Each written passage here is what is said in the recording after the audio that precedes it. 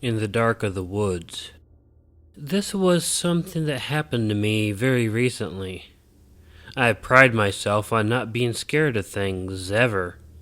I was really big into horror films when I was younger, so I became rather desensitized to it all. But even the bravest of us can be scared by the things we cannot see in the dark. I was bored one night and suddenly became very energetic. I was talking to my friend Lucas on the phone. I was thinking about what to do with the built-up energy I had. After several perverted comments, he reminded me that I do have a 24-hour gym membership. Oh, I love Lucas. He is an awesome person. It was a great idea. So I went out and I headed for the gym. It was 1 in the morning when I left. My street is very dark, and halfway down it, there is a very thick, wooded area. I had never been in it before.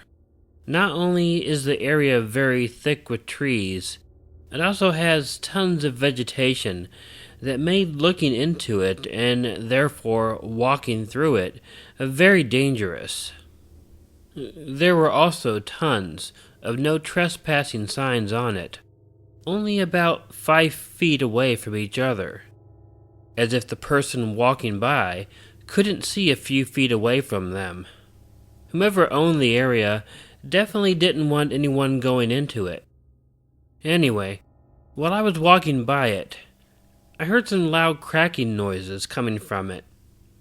I was surprised and looked over at it. It seemed like there was definitely someone out in the forest doing something loud at 1 a.m. I just began walking faster to get past the area as quickly as I could. I then went and hurried my way to the gym and then forgot all about it. I didn't think about it at the gym. I did my workout and made my way to walk home. On the way home, it was about 3 a.m. when I finally walked past the forest on my way home. I then remembered what went on earlier. I then heard the noise again. It was a loud, cracking sound, as if someone were breaking a tree limb. It of course caused me to stop. I then heard it again. Now, anyone who didn't go through this would tell me that it was stupid to stop, but they weren't there. It was weird, and I was curious. So I stepped closer to the middle of the street. I heard the loud crack, and it sounded like a branch fell. I, of course, was really intrigued now, and a little frightened. But that didn't stop me from once again moving closer to the woods. It was dark, and I can't even explain how dark it was. We had no lights on the street, and all the houses were dark at 3 a.m. I moved closer, and the noises continued. And finally, I was right up by one of the trees that had a no trespassing sign on it. I squinted my eyes, and then I looked into the woods. I tried to adjust my eyes as I heard yet another cracking sound in the woods. And then it was quiet. Oh wait, it wasn't quiet. I heard another sound. Like I couldn't explain it. It was a loud and fast repeating crunching sound.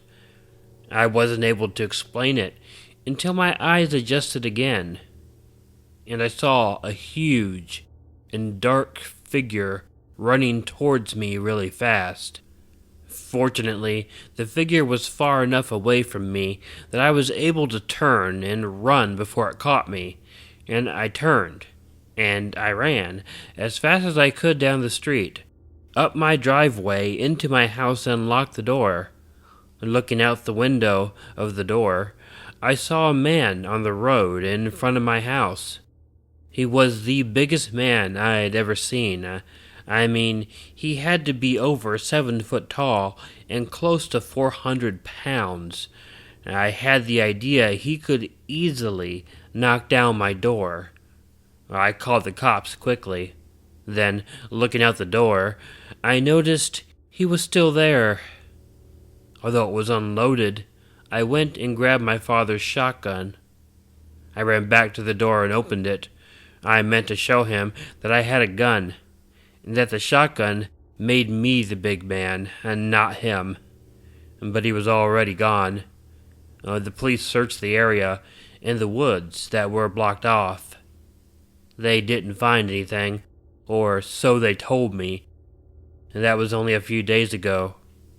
I sit at home every day and every night, wondering and fearing if he's gonna come back for me.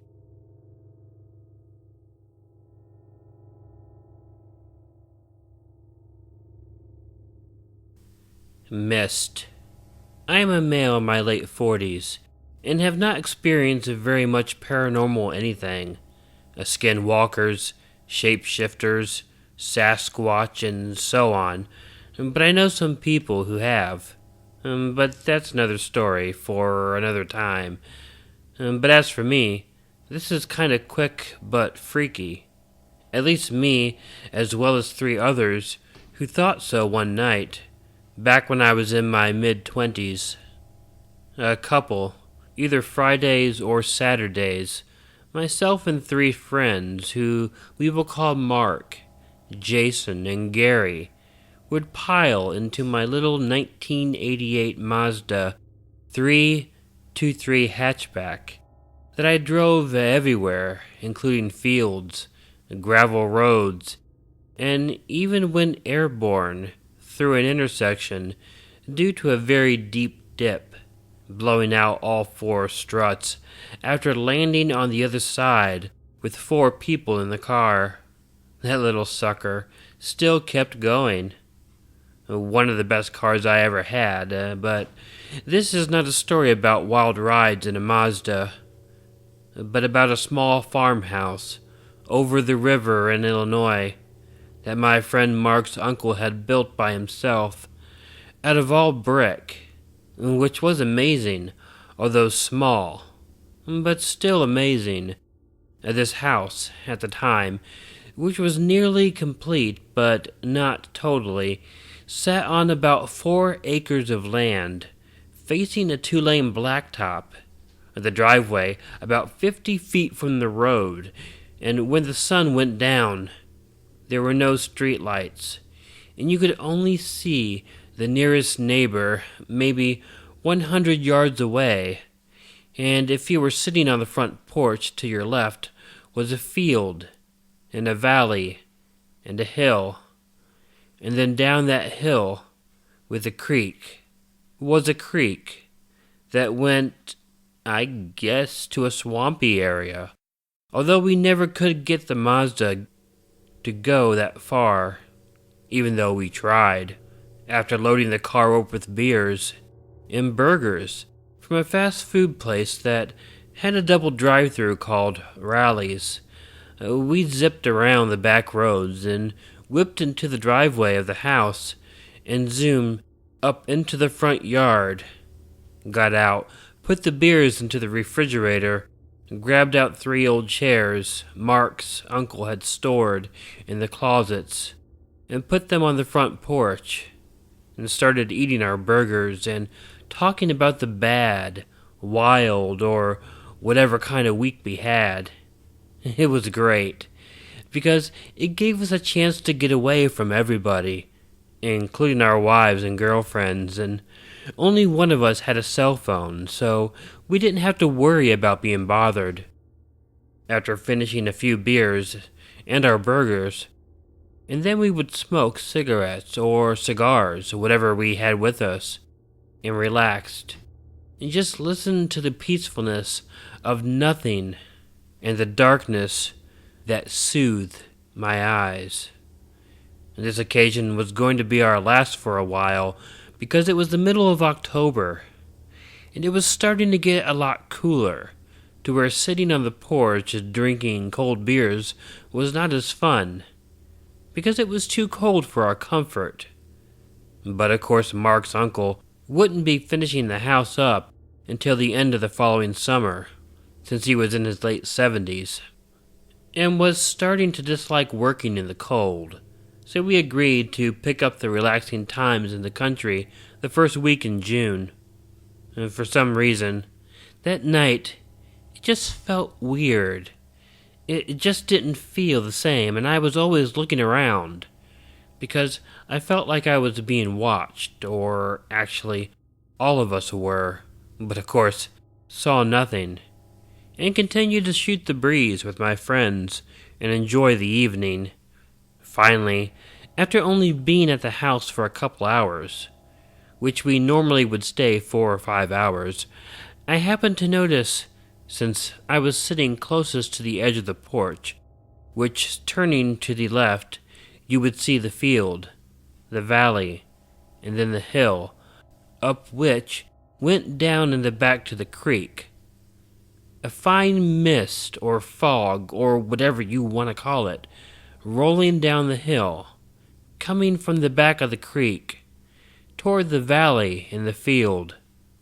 I turned to Mark, who was sitting next to me, and said for him to take a look to my left, which he did, and said, "Yeah, so, a little bit of fog, big deal."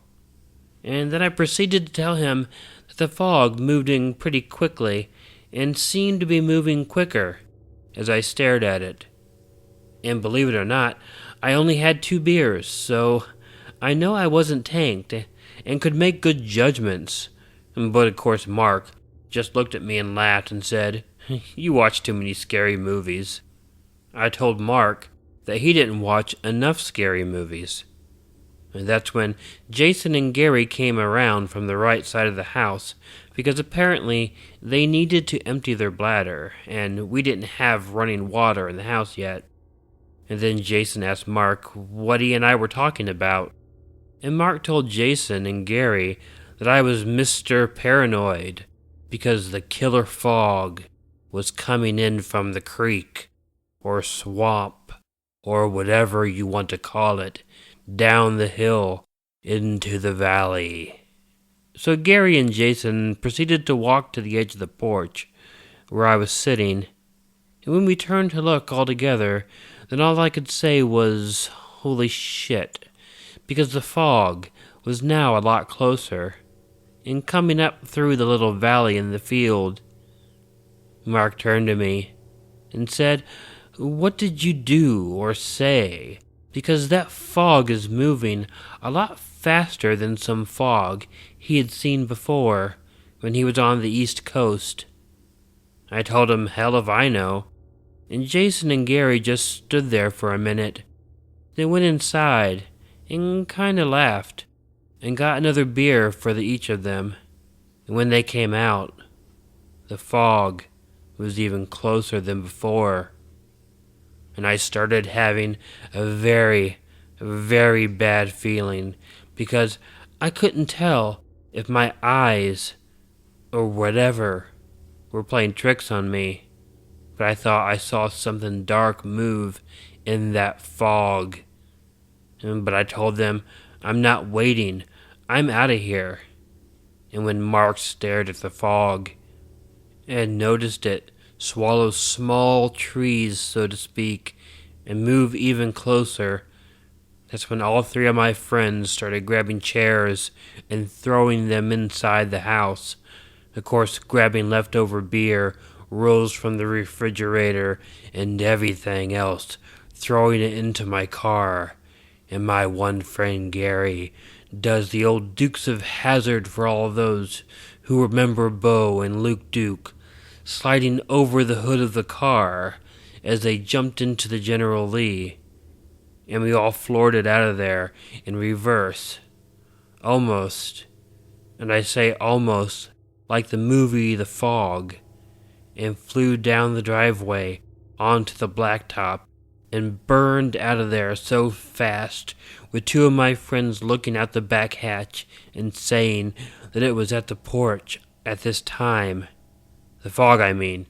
But after the house was out of view, I slowed the car down and we all started kind of laughing, sort of trying to get our heart rates down, and then we kind of all looked at each other, thinking, we reacted kind of silly, and that's when Jason half-jokingly said, maybe we should turn around and see if the fog went away. And I said, okay, and I tapped the brakes, and that's when the rest of them said, no, just kidding, move your ass and don't stop.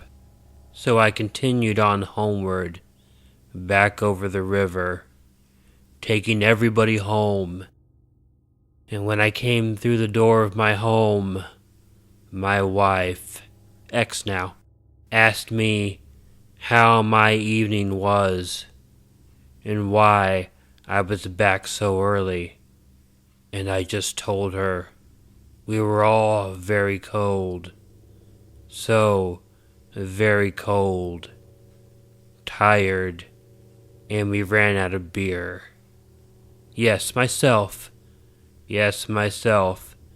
and my 3 friends did go back to the house the following summer during the day a couple times, and at night, but never did we see any fog or mist or whatever you want to call it, but never did we go back the following October, figuring it had to do with the weather. Well, that's the logical thing to think. And because Mark's uncle did finish the house, but turned around and sold it near the end of September. The funny thing is, though Mark's uncle did sell the house, he did not sell the land beside the house. And when he passed away 8 years later, Mark inherited the land. And when we were in our late 30s, we just happened to drive by because he still owned that property and did have a friend that cut the grass with a tractor.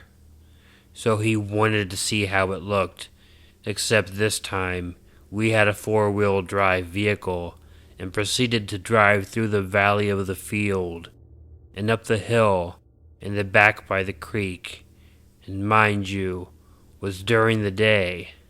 Then when Mark was satisfied with the length of the grass, we turned around and headed back down the hill and stopped in the valley of the field and just looked at me and said, "You remember that freaky foggy horror story come to life that night that happened here?"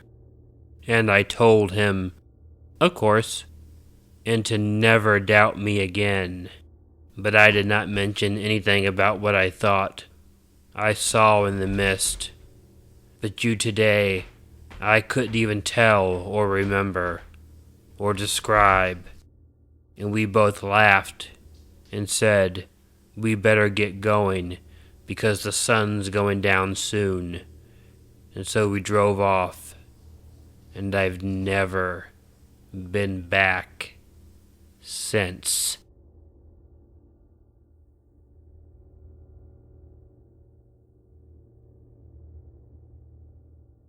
When I was around 10, my parents divorced, and my mom moved us into a huge house in the center of our small town. And by huge, I mean a 3-story Victorian that had a sitting room, living room, dining room, kitchen, summer kitchen, and bathroom on the main floor alone. The second floor contained 5 bedrooms, all with walk-in closets, and a large bathroom with a clawfoot tub. The attic was a mystery to us kids because my mother kept it locked from day one. There was also a basement that had a strange hole in the wall that my mother said once had a boiler in it that had evidently been taken out. From day one, my 4 siblings and I felt very uneasy, especially when we were near the mirror in the front hall. This mirror was a good 6 feet high, with a gargoyle at the top and the bottom. Well, it actually went into the floor. Things started getting weird on day 2 when my mom brought our dog into the house.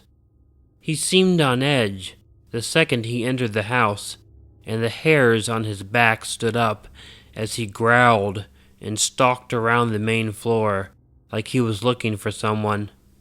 Mom had replaced all the light bulbs in the house, but every time someone tried to turn on the downstairs bathroom light, the bulb would blow out. So we got to the point where we would leave the curtain open so we could see. We slowly got used to the strange quirks of the house, dismissing most of the old noises as the old house settling. Even so, there were still things that would leave us on edge, happening regularly. I regularly pulled the batteries out of my brother's toys to keep him from annoying me. So when on a particularly stormy night, his ambulance toys started going nuts, it scared pretty much everyone, but Mom, who said it was just a static charge in the air from the thunderstorm. Things would move from where we put them a lot also, but in the house with 5 kids, most of us figured one of the others moved wherever it was.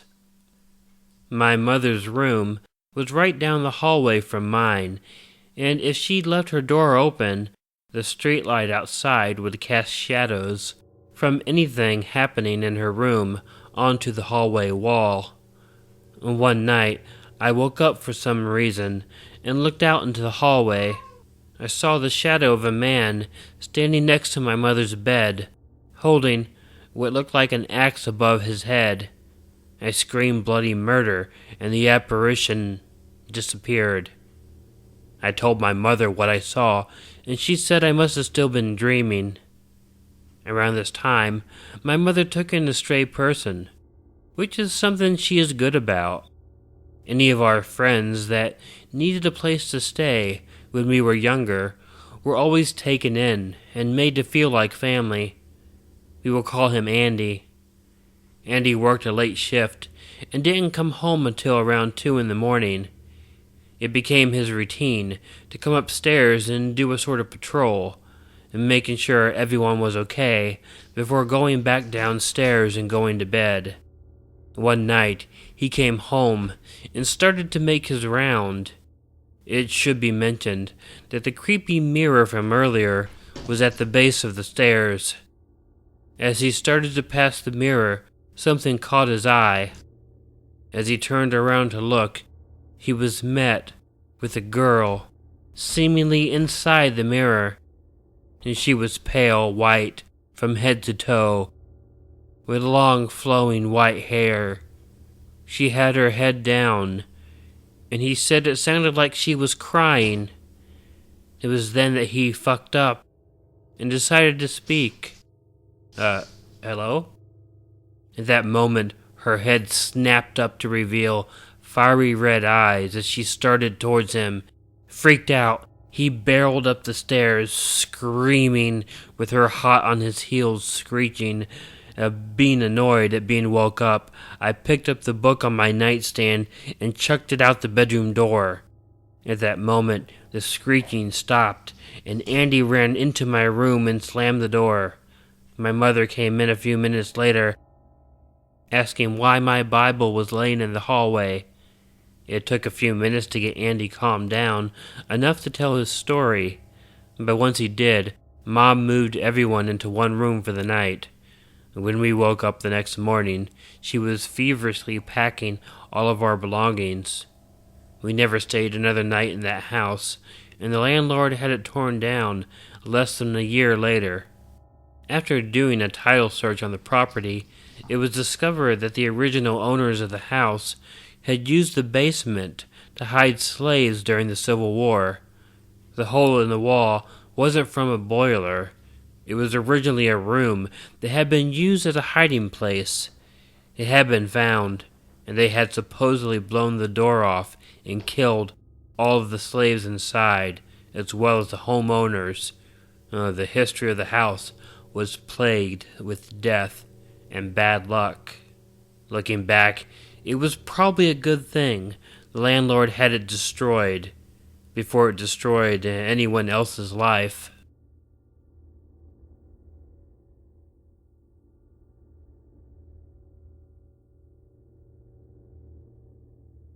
some of you will judge me for this. Goddess knows I feel guilty for what happened. The first thing I should tell you is the fact that I am a Wiccan, and before this, I had never had any spells really noticeably work.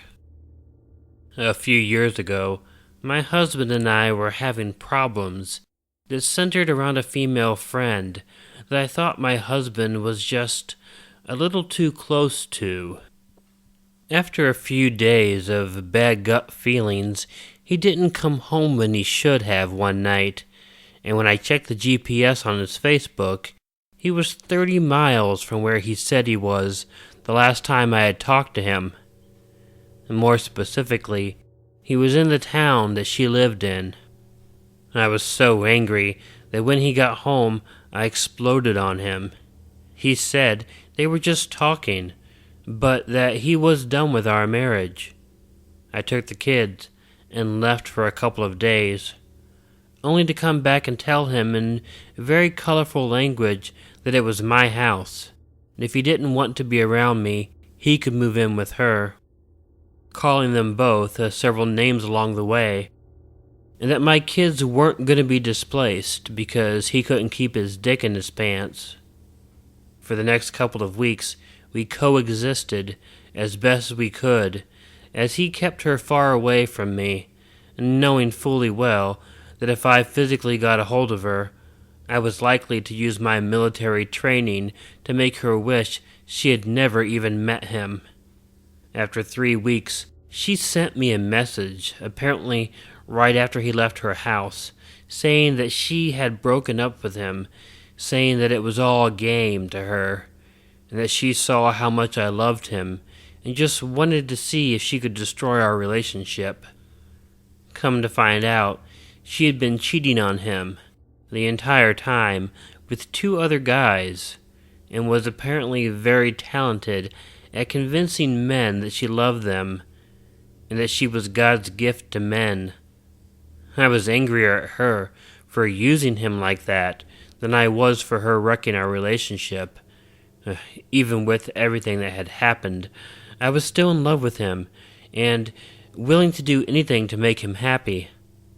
Turns out, she told him that she was breaking up with him because she was being harassed, and called all sorts of names for being a homewrecker, and she couldn't take it anymore, which was probably partially true, as my best friend lived in the same town, and is a very sneaky person who has a lot of friends. After he came home and yelled at me, claiming it was my fault, I was even more mad. He went to bed, and after everyone else was asleep, I gathered all of my supplies and snuck out to the pond behind the house. Setting up my altar on the dock, I looked through my spell books, trying to find the perfect one to make her pay for what she had done to not only me but him. I thought about breaking out the book that I had received from a fellow Wiccan who dabbles in the darker side of things, but decided it was best to go with a simple karma spell, as it is designed to make someone's bad deeds come back on them, and the only way it could cause someone's death is if they killed someone. I cast the spell, thanked the spirits, closed the circle, cleaned up my altar, and went back inside and went to bed. The next day, I felt a weight lifted off my shoulders around 9:30 in the morning. Figuring it was just a realization that I could possibly repair my marriage now that she was out of the picture, I moved on with my day at work. We headed home around 4 p.m., riding together, since we only had one vehicle and worked at the same place. A phone call about 2 miles away from home caused me to pull over and just listen as one of the girl's friends that I was also friends with sobbed into the phone. It took a couple of minutes to get her to calm down, enough to where I could understand what she was saying. The girl had been in a car with one of her druggy boyfriends, and she was sleeping in the passenger seat. Her boyfriend had fallen asleep at the wheel and crossed the center line as they crested up a hill. They had hit a dump truck head-on at 70 miles per hour. It had happened around 9:30 that morning, the same time I had felt the weight lift off my shoulders. I had noticed my husband acting differently when we got off work also, as if he was slightly confused and his brain was a little foggy. The girl's best friend told me that when they cleaned out her room, they found a puppet of my husband and several love spells that she had copied off the internet. They also found her diary, where she had wrote about the fact that her spell had worked differently than what she had expected, and that she hadn't been prepared for how obsessed he had become after she had cast a love spell on him. Her death had broken her attachment to him and brought him back to reality. The diary also talked about her sexual obsession and relationship with her stepfather, and a spell she had cast on her mother's ex-husband that she was sure had caused his heart attack, and joking that she had the power to kill anyone she wanted on a whim. It took a couple of weeks and several cleansing spells to bring my husband back to normal and get rid of any residual side effects from whatever spell she had cast. Her best friend brought me the puppet for me to dispose of properly, and she was afraid that if she were to just destroy it, that it might kill him. After seeing the thing, it might have. Seeing as how she had gotten a hold of a lock of his hair by telling him she was going to cast a luck spell on him and needed it. If he had told me, I would have told him that luck spells do not require hair or anything from the intended recipient, for that matter. I still blame myself for her death, even though I had been assured by several members of my coven that I only cleared that path for karma to catch up to her, and the fact that she had ultimately caused her own death with her evil ways and use of black magic. My friends have taken to joking about it a little, going as far as telling a girl who asked about my husband that had bad things tend to happen to girls that talk to him. My friends have taken to joking about it a little, going as far as telling a girl who asked about my husband that bad things tend to happen to girls that talk to him. We have since repaired our relationship without the use of magic, but with conventional therapy. I have since tried to stay away from casting any spells, and still cannot figure out exactly why that spell worked, when no other spell I had ever cast had. I guess I will never know.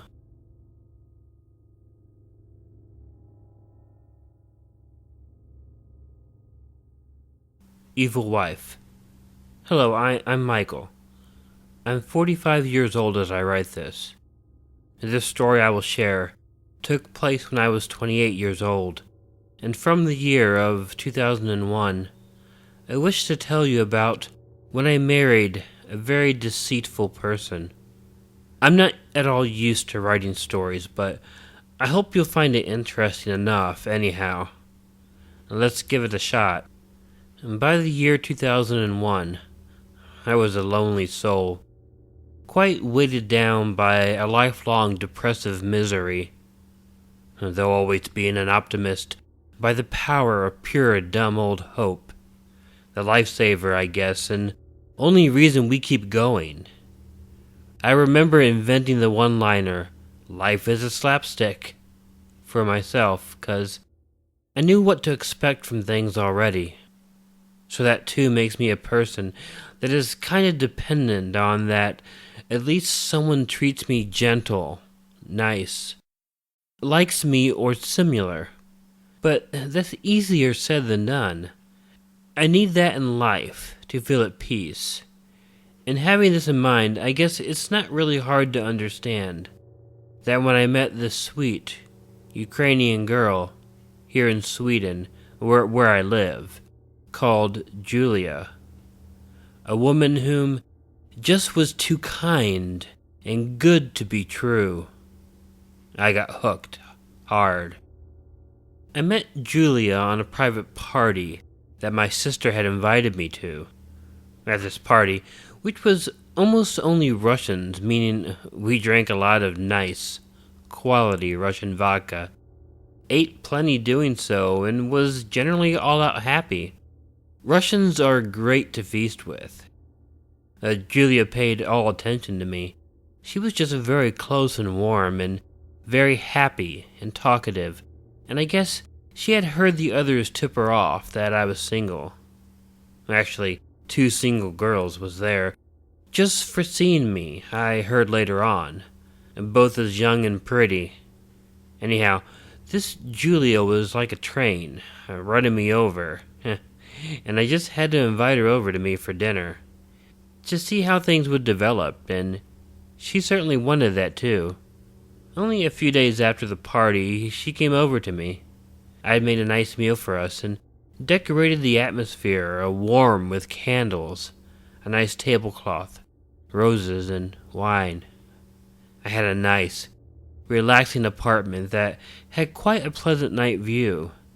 Neon lights from a distant downtown glowed, inspiring.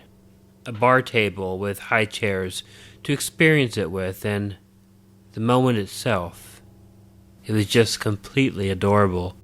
You could just feel passion pounding inside of yourself and an aroused delight. I guess we were carried away on the first date already, and couldn't resist going all the way. She was such a sweet and kind person, and too, so beautiful, and shamefully young for me, as I was about a decade older than her.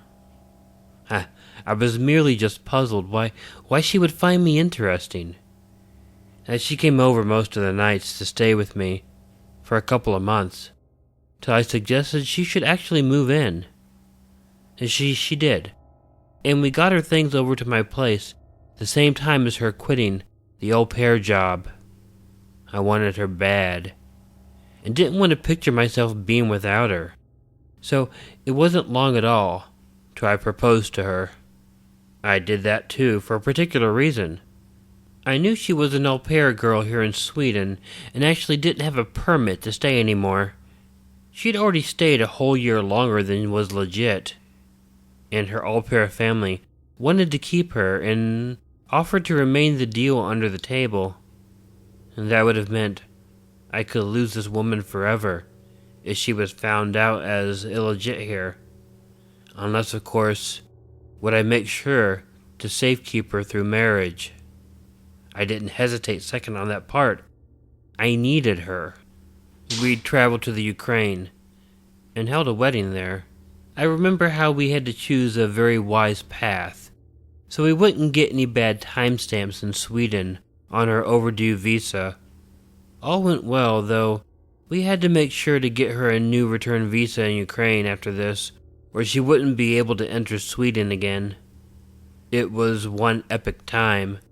A lot of people came during a 3-day-long fest, with a lot of food and not one person sober. This wedding was so fancy, apparently, that they talked about it in the whole town. That felt a bit ridiculous, since I was not a rich person, but when being in Ukraine, things were quite cheap there, and people had a hard, miserable poverty in general.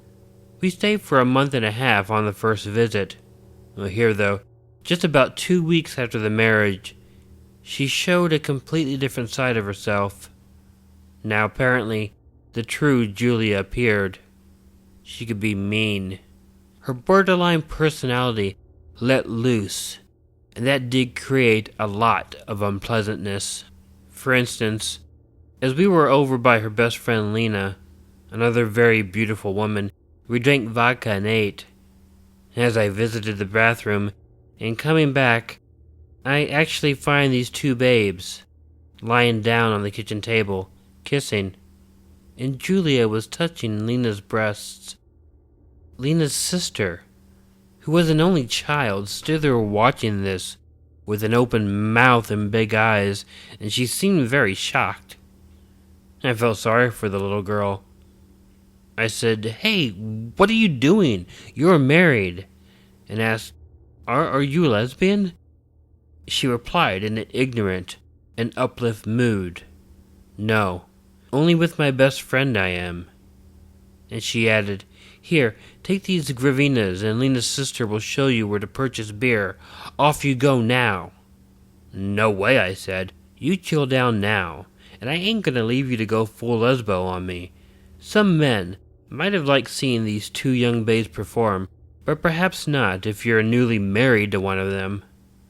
A completely respectless act that showed up as just a prelude to my coming time with her. Now I might end up in foolish situations a lot, but I am wise. I know that if I would rage, threaten, pressure, or hurt someone, I wouldn't ever get to know anything, and the truth would never exist. And that's quite a dead end, and in a boring, lonely place where I don't want to reside. You have to be smarter than that. But I sure felt like a huge clown right now. I almost pictured myself standing there with a clown's nose that honked, full makeup and dress on. You can't just marry to divorce at once. What a shameful act that would have been. Now I felt like crap in general. Before meeting Julia, I would probably cave in by depression if I returned in such a fail. I gently had Julia to sharpen up and behave more normal. And she was mine now after all. I did too reason that alcohol isn't the best fluid for certain people, that I have seen enough times in life already, and perhaps I could melt this behavior easier through that knowledge. She did, during our time, show occasional lesbian tendencies during too drunk, through kissing other young Russian lady friends.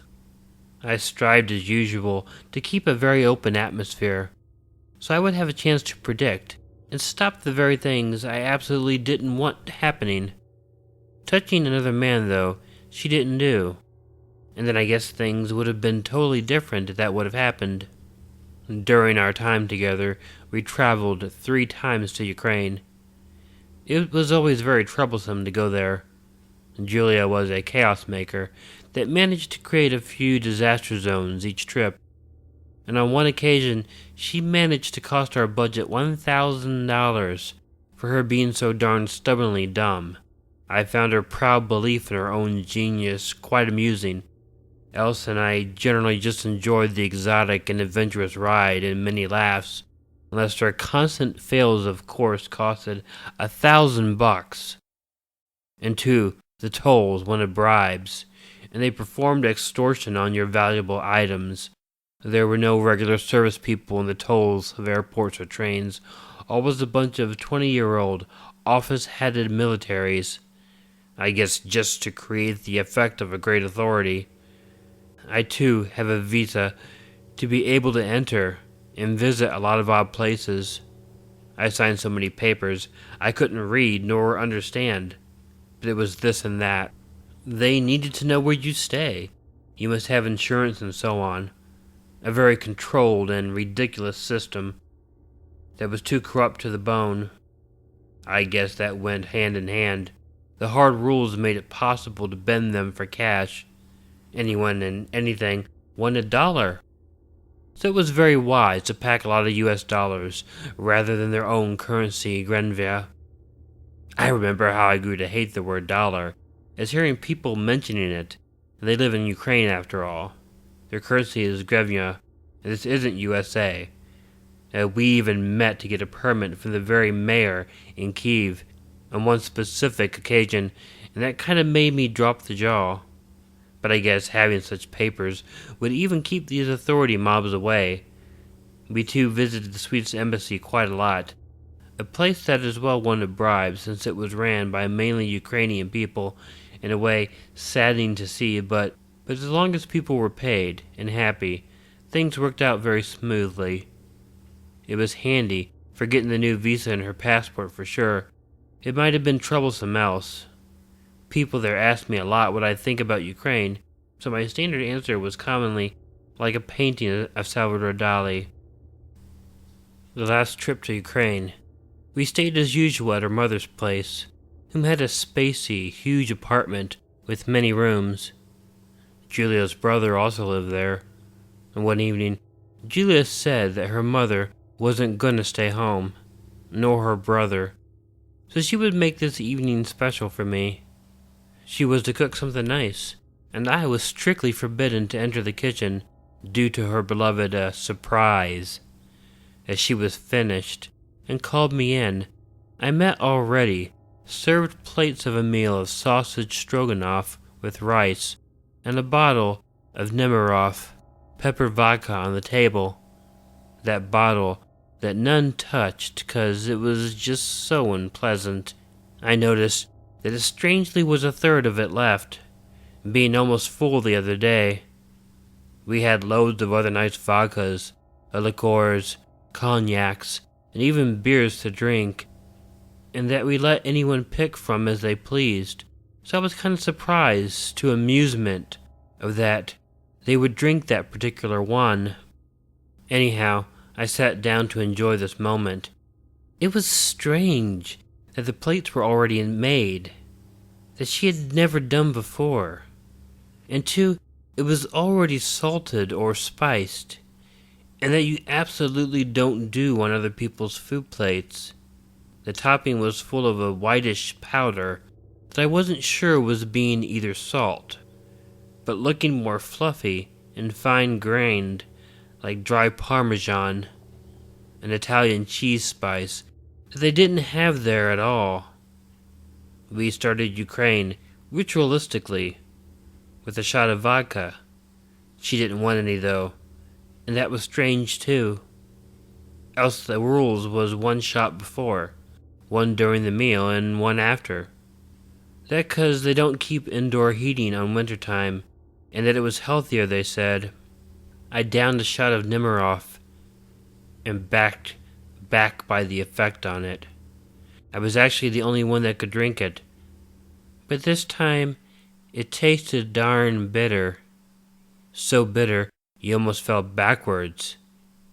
Shit, I pronounced in a pure reflex. What a foul, strong vodka, and started eating. I was so hungry, too, since I rarely ate a lot in Ukraine.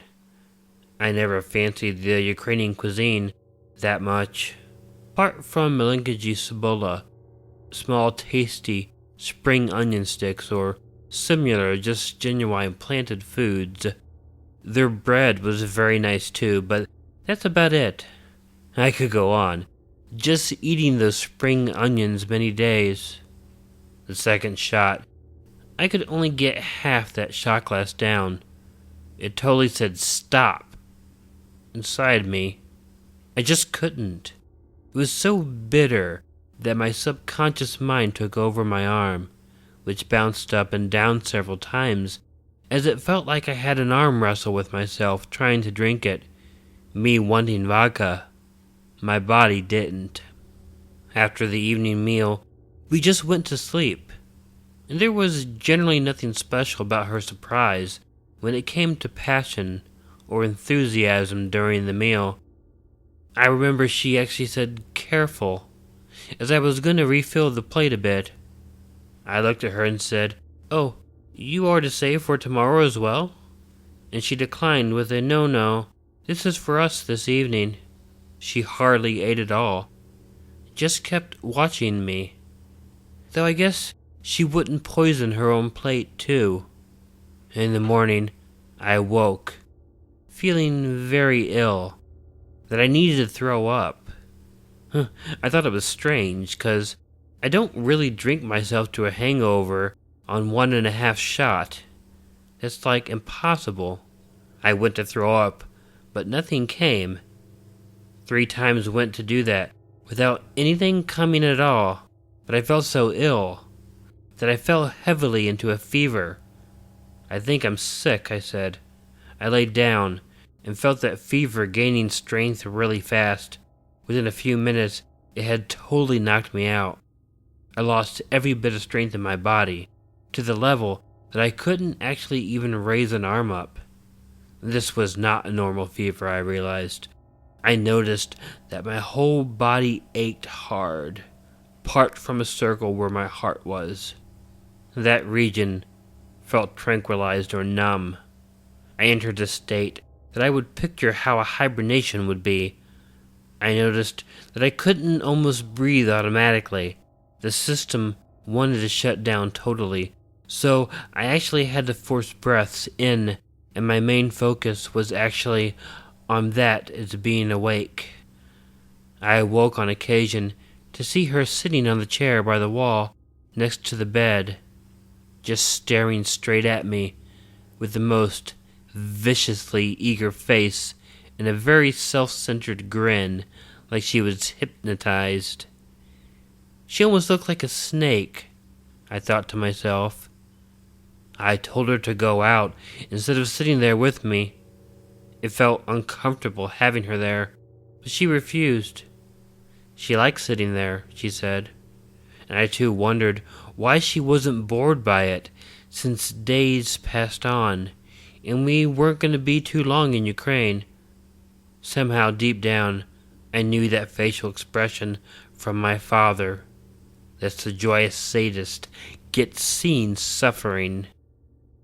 It's a form of evil that grants the sadistic personality satisfaction. The energy I had preserved each time I awoke lasted enough to speak a couple of sentences only. She kept coming in with water that I was to drink, but I only sipped it slightly each time because it was tap water. We drank mineral water else only there, since the tap water was brownish in color and probably not healthy at all. I suspect that was lucky of me. They were probably going to feed me more poison. I was out for 7 days, without any change in the state of being at all, till I dreamt that I was looking inside my stomach, and there seeing that I had a piece of metal in my stomach that wouldn't dissolve. Awakening that made me realize that I was poisoned by something, and told Julia that something of that food was bad. I asked a nice cuisine of her, Nastya, to help me purchase a smetlana. That's like creme fraiche yogurt. This for I know that milk products, especially fat ones, is a poison killer. I ate it. I was completely well again, like no illness ever happened, just in a finger snap. I thought by all means that she had bought bad meat from the stores. Distance meat was extremely expensive there, and the likelihood of it being bad or something improper was a fact. Once back home in Sweden, she told me, "Michael, you must cut all your hair off, so you can look like the nice Ukrainian boys." This stunned me, as before that she always promoted my nice hair. I had commonly longer hair in natural corkscrews, and liked it that way. She always used to say before this that, "Look how nice your hair is. So beautiful compared to how everyone else just cuts it all off." Then it rang a bell. The symptoms. Arsenic. She actually poisoned me with arsenic, and I was meant to die in Ukraine. That particular poison, too, leaves a trace in the nails and the hair. The only way to detect it if you've been poisoned by it. Likely, she concluded egocentric that she wouldn't want to touch my hair being filled with poison remnants. Most probably there was arsenic in the vodka, which they were even too cheap, wasting all of therefore saving the most of it in some other bottle. The powder on the dish might have been even other poisons as well. I knew she had cartons of heart pills, and suspect that she actually grinded those pills down, hence that my heart was totally numb. I remember us buying 2 cartons of those, and I asked her why she would need that, being so young and healthy, and she claimed she had a nervous heart. I told her not to eat those unnecessarily, since you must be careful with your heart. I found out that my mother had gotten strange hunches as I was lying there in almost a coma, and tried calling us several times to ask me, and they just replied, "Michael, not good," and hung up each time, without any greater care or bother. Very cruel to my mother, as she was worried. I never called home from Ukraine, though. She just had some form of mother's hunch. Very strange. I'm quite sure that all of her relatives actually were in on this plan. They knew about this, though for getting themselves each an alibi. I sent her to her friends and told her that I will never sleep beside her again. She refused to sign divorce papers, because that would have lost her the citizenship in Sweden. But I wasn't with her to the last interview at the Migration Authority, and I guess she had made up another story. Then so as long as she kept the job she held at the downtown casino, she was allowed to remain there. It was only temporary, though, so I suspect that made her find another young man in her age. I know, who since I found photos of them at repairing a Russian friend's computer. A young man her age from Chechnya that held out a lot by the casino. He knew whom I was too, since Julia had shown pictures of me. I ran into this guy several times and wanted to speak to him to warn him about Julia, but she had manipulated him to be hostile or withdrawn. Very tactical of her. So finally, after like 3 run-ins with him, I just thought, suit yourself then, dumb little boy. What happened later was that he died mysteriously by an overdose of some stimula, but not before she managed to get herself pregnant by him. Now, she was hooked in Sweden too. A daughter born here, but her father then died. They can't by law expel Julia now, leaving a Swedish daughter parentless in Sweden. This woman is a black widow, still free, around and kicking poor people that crosses her path. The sum of it all is for sure that I shall never, ever again get married. And trust me, this borderline personality woman was mine bayonet. It took me a decade at least to land after this adventure. She created disasters, and I could for sure have written an entire book about her and my time together. And who knows, maybe I will someday. Anyhow, hope you like me sharing this, and hopefully it makes you think as well. That all people aren't just nice, constructive, and positive. Some are actually pure monsters. Beware of entering the troubles of meeting a partner that isn't already a citizen. There might be just one thing in their mind, and if this person is bad enough to walk over corpses to get what they want, you are just an expendable tool in the perils of their greedy lives. Just another useless bus stop on their way to their destination.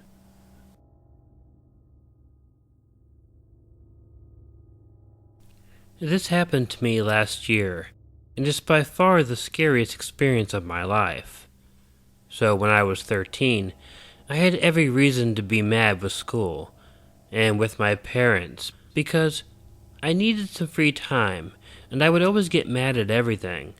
When my parents were forcing me to hang out with a kid that lives a couple houses away from mine, but I had to go out. This kid was 3 years older than me, and he was a really weird kid. He used to come out to my house and yell my name for hours. And if I wasn't going to talk to him, he would call me and ask me weird questions that I really didn't want to talk about.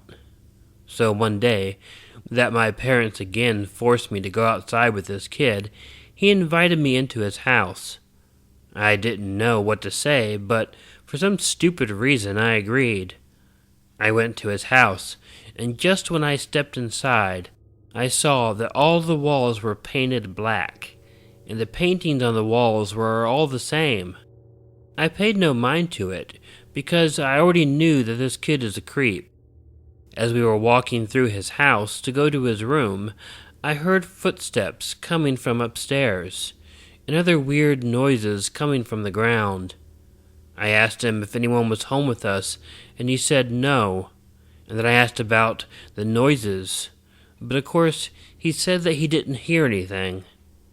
His bedroom is on the first floor. We went to his bedroom and we started playing video games, but I was still wondering what made those noises. A few minutes later, he asked me if I needed anything to drink, and he was looking at me in a really creepy way. At that point, I was trying to find a way to get out of that place, so I told him that I don't need anything because I'm going to leave in a little bit. At that moment, his closet door opened, and someone that was wearing all black and a scream mask came out of his closet and tried to knock me out so he could put me in the basement.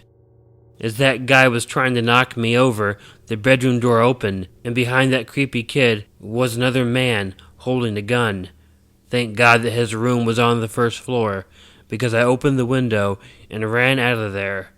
And as I jumped out, I saw a police car parked outside my house because my parents couldn't find me for hours. I screamed help, and the cops came to me, and I told them what happened. They went inside the house and found nothing and nobody. But I'm wondering, where are the parents of that kid? Or maybe the parents were the two people that tried to hurt me.